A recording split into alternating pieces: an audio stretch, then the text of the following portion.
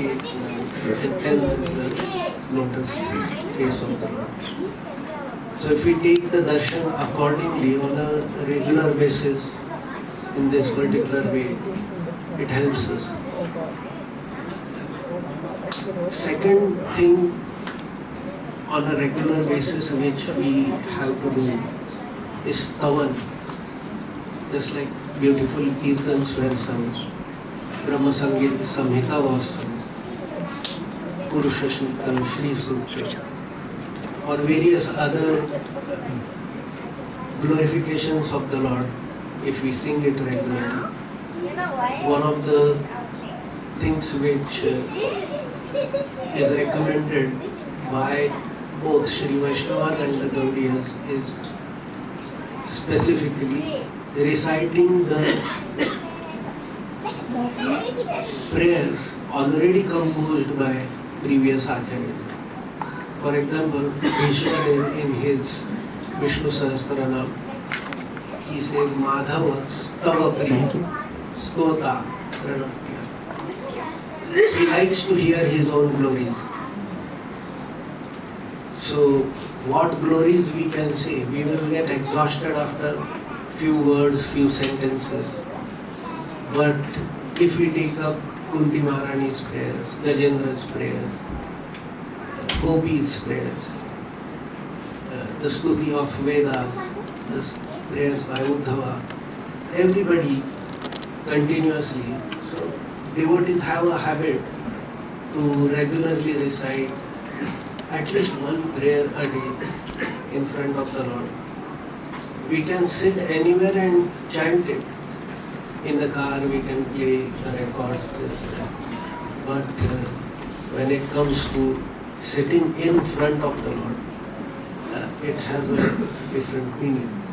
Now, how are we going to manage this considering our family life, our professional life, travels, anxiety, so many things.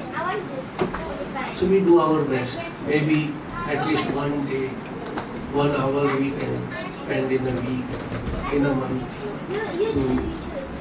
to chant and glorify the Lord by this hour. Because we can glorify each other, but after some time we are exhausted. We cannot completely glorify a person. So the best way is to glorify the Lord through the compositions of the devotees. And then we find parallels. Then we understand, if we analyze that, how do they start? They don't directly start with, like for example, Kunti Maharani. She doesn't start that, what do I want? First she glorifies him as an individual.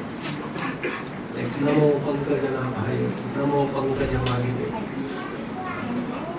You are almost like a lotus flower. Your feet are lotus, your skin is like lotus. And then she glorifies them. Then she says the philosophical truths. Namo Akinchana Vittaya. You are the possess, the property of Akinchana. Means you have voluntarily given up the worldly aspects of life.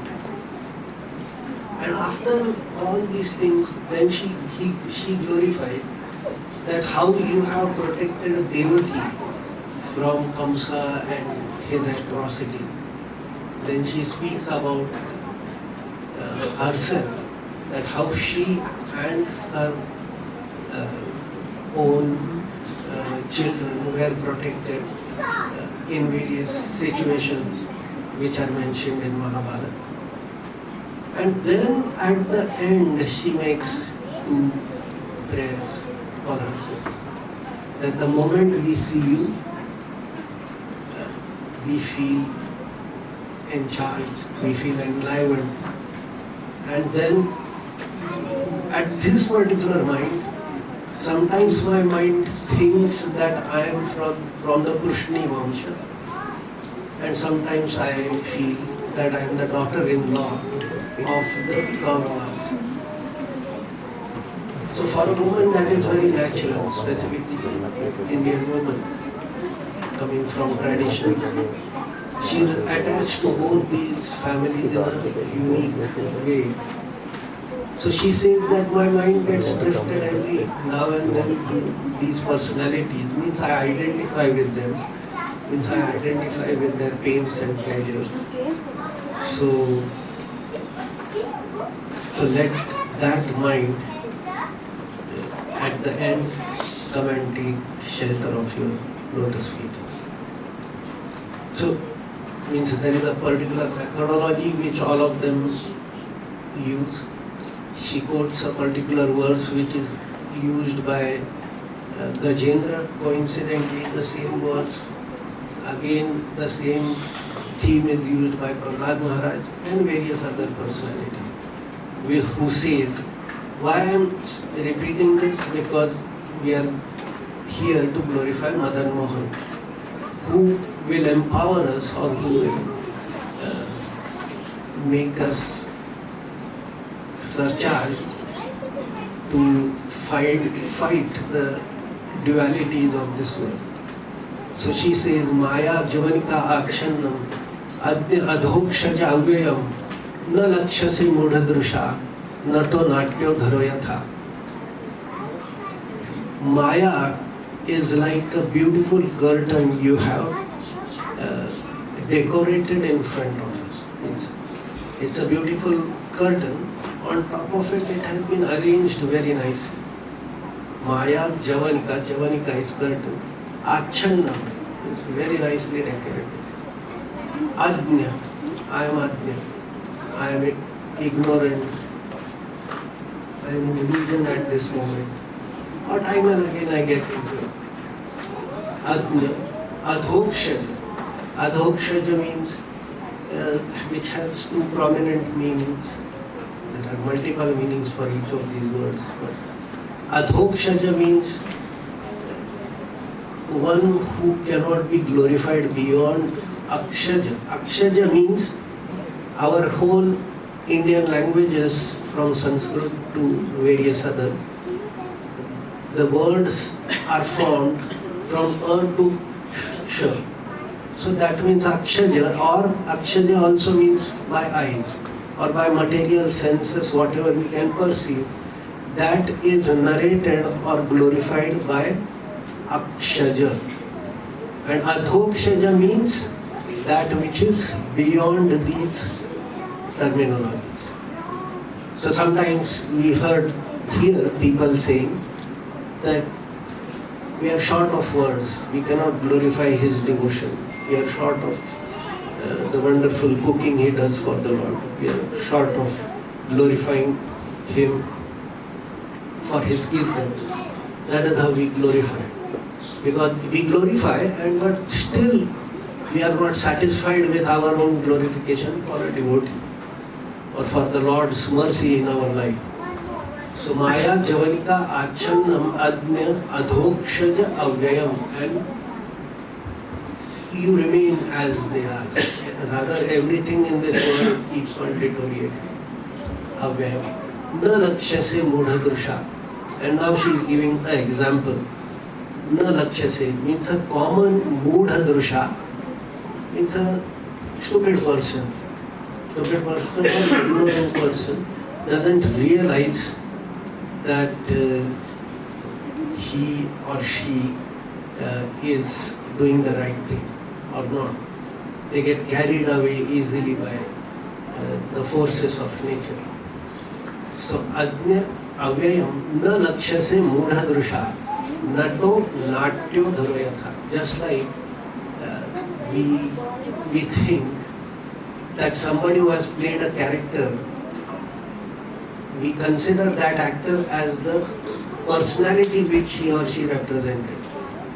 And in India, they say in Prabhupada's lecture and all, we hear that there were times in Ram Leela where somebody had played a role of Ravan, and at the end many people start hitting that person, that how can you touch Mother Sita?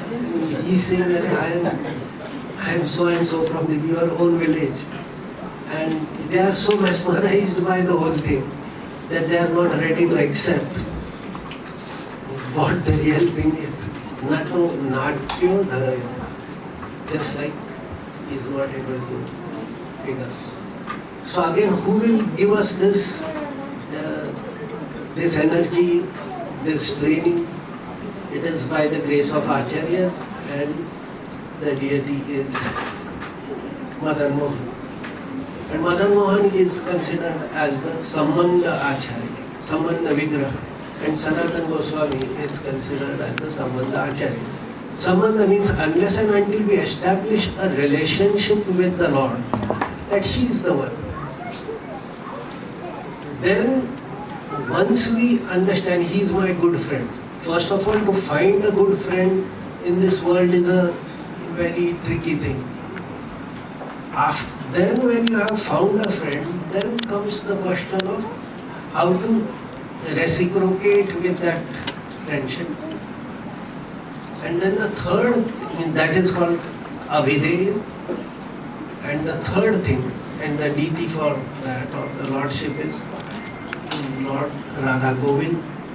And the third personality of Krishna is Radha Gopinath, which is the prayojan. Means how does the relationship culminate into various things, into the relationships, the details of rasa, how does it manifest? So unless and until we have all these things in the back of the mind, it may just turn as a ritual. And time and again, our job would be to break the ritual and make it more personal with the Lord also. Not because that there is a rule, now I have to offer them bhoga, now I have to offer them arti, I have to do this, I have to do that. That is part of it. Initially it starts with that. But time and again we have to ask ourselves that can we proceed further and go more deeper into this action. And that's what the psychologists also say. We can go through the motions, that's the term which they use. That all the actions were correct, but there was no emotion in it. The personality was not present there. So that is Tavan and Naman. Then is the Archan, and Yajan means execution, doing things for the pleasure of our beloved. That is all Yajna. So that can be anything, whether you are cooking, you are earning money, you are running a family. This is all yajna, which one is doing for the pleasure of the Lord, based upon dharma. That's why 7th chapter does say, dharma aviruddho bhuteshu kamosmi karkasham. Kam is not only one thing. Kam is all the desires which each one has. And we are supposed to fulfill them, get satisfied with them based upon the principles of dharma. And gradually it should lead to that step, just like a pregnant lady, her every meditation, every thought, every breath, she is aware of the child within. So similarly, we should, while functioning in this world, we should come across this wonderful aspect of life. And then comes one thing which one of the Vedic acharyas of recent times, Sakavekar Guruji, he said in Marathi, I will say that first and then maybe translate it in English. तत्व निष्ठा ही एक कठोर देवता है. जीवन जगताना अनेक नाजूक भावनांचा बळी दिल्याशिवाय ती प्रसन्न होत नाही. So the principles which we have accepted or want to accept in full, now we are maybe on the first steps. So how will that deity be fulfilled or be pleased? With every little compromise we make against the minor gratifications proposed by the mind, intelligence and ego. Because every deity we hear in the whole Vedic paradigm, that which deity is, like you go to Pananarsimha in Vijayawada. There the Lord is in a mountain and he is in a cave, and then the only offering which we give him is a water made up of ginger and jaggery. And if some of you have visited, the pujari pours in our offering in his mouth, and in just some time that water comes up. That sharbat, whatever it is, and then that is given as prasad for us. You go in Vrindavan, it is mostly Chappan Bhog, Jagannath.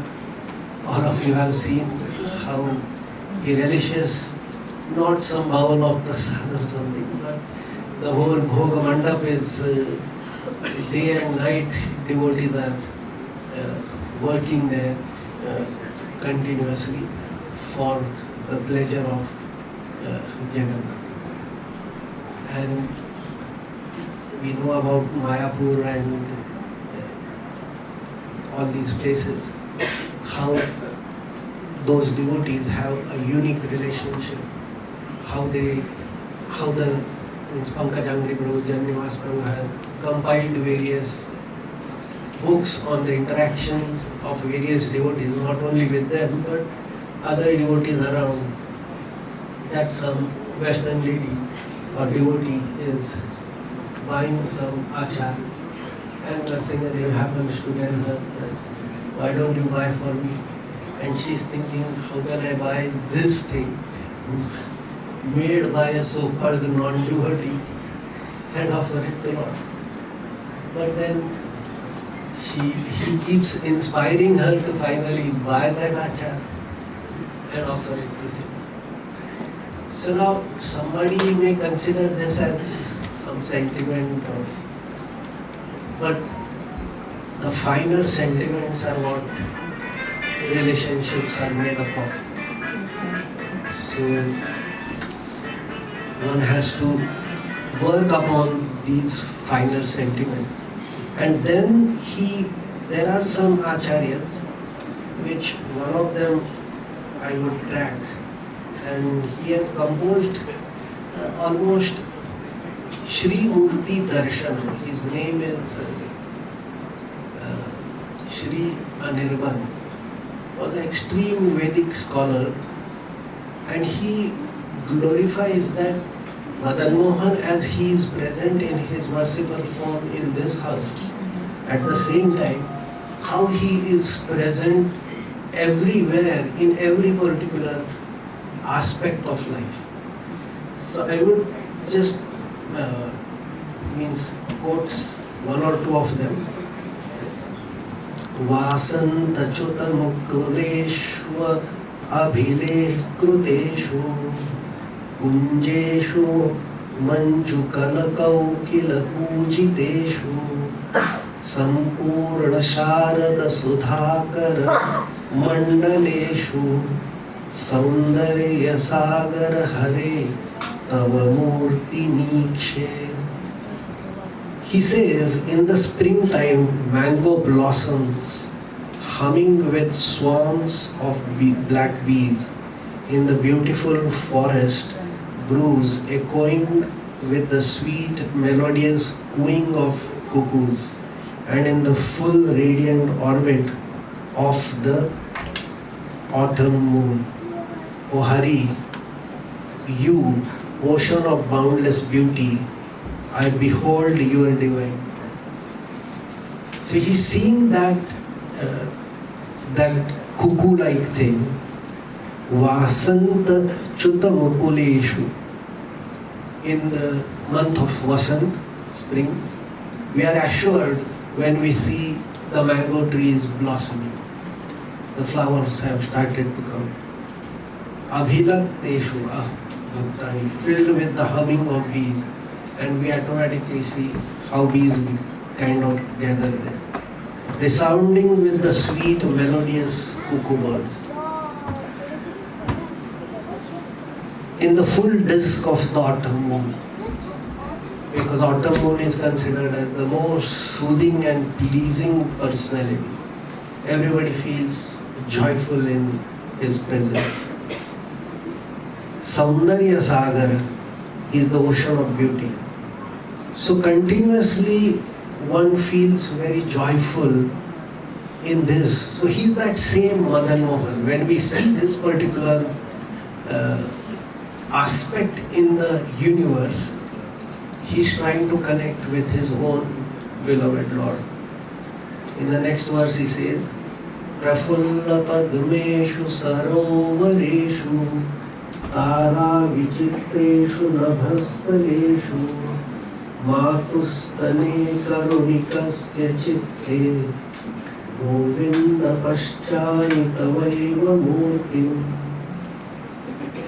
This verse continues the theme of the first verse. The poet receives the divine form of Govinda not only in nature but also in the deepest expressions of love and compassion.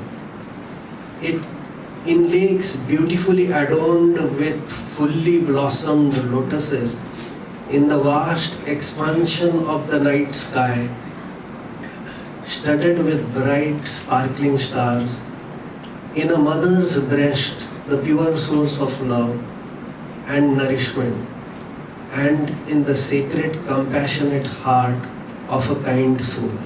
O Govinda, I behold your very form. So just see, there is not a single thing he is leaving aside.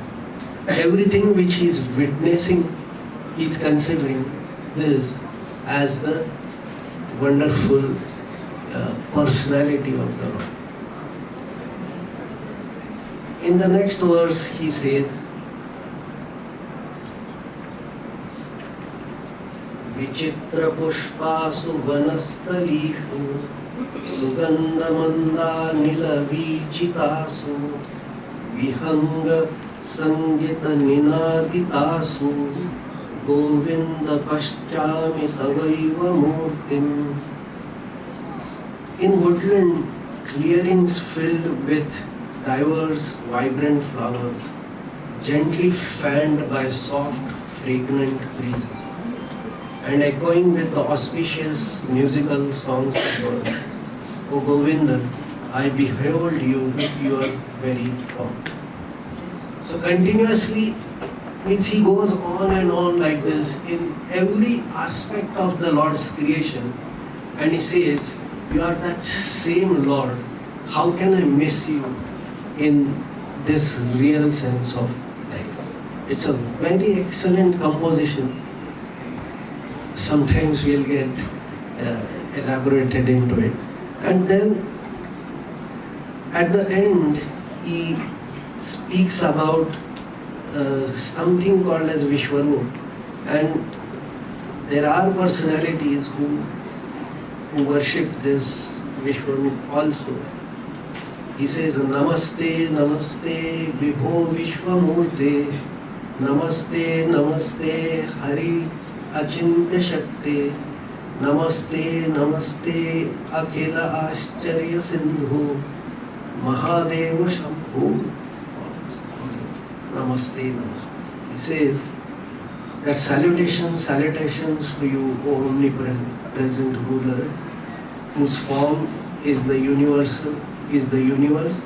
Salutations to you, O Lord Hari, of inconceivable powers. Salutations to you, O ocean of all cosmic wonders. So continuously he speaks about that, and we come to know that otherwise in the initial stages we keep on feeling that the Lord is only here in my house. But when we leave the house, we can meditate upon the same Lord in various personalities, in various situations of life. We see a small child, we see a calf, we see a mother taking care of the child. All these things can take us back to the lotus feet of the Lord.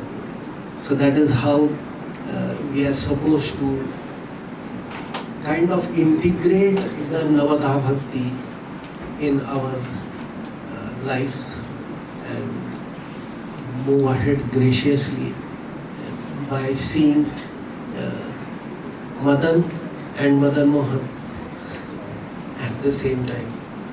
So thank you very much. I wish and pray that all of you regularly congregate here, do wonderful services, kathas and kirtans for the pleasure of Madan Mohan and the Acharya, and make our life worthwhile of the human existence.